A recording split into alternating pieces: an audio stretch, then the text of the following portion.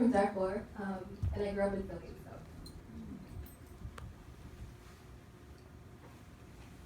Memories of my childhood live between the rings of sand around my ankles and the desert heat in my lungs. I still believe that nothing washes worry from tired skin better than the Nile and my grandma's hands. Every day, I go to school with the weight of dead neighbors on my shoulders.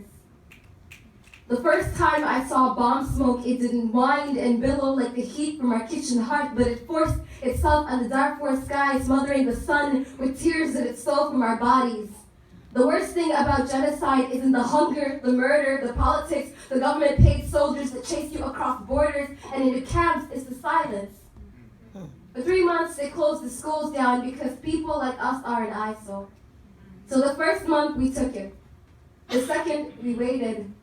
The third month, we met underneath the date palm trees, drinking up every second our teachers gave us, turning fruit pits into fractions. And on the last day, they came with a message, put them in their place. We didn't stand a chance. Flesh was never meant to dance with silver bullets, so we prayed for the sun to come and melt daggers from our backs, lifted our voices up to God until the clouds were spent for weeping, and the sand beneath our toes echoed with the song of every soul that ever walked before us. I hid underneath the bed that day with 4 other people. 12 years later, and I can't help but wonder where my cousins hid when the soldiers torched the houses, threw the bodies in the wells, so the weapons didn't get you, the poison would, and sometimes they didn't want to use bullets because it would cost them more than we did. But what does it matter? I've seen 16 ways to stop a heart when you build nations on someone's bones. What sense does it make to break them in one day?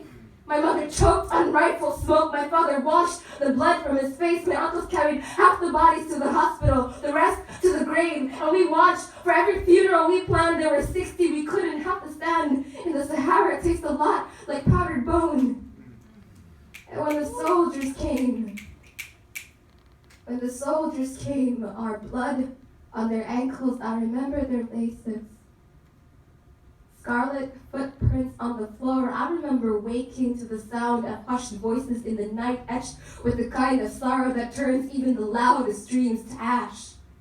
Our parents came home with broken collarbones and a taste of fear carved into their skin, and it was impossible to believe in anything. Fear is the coldest thing in the desert, and it burns you, bows you down to half your height, and owns you, and no one hears you.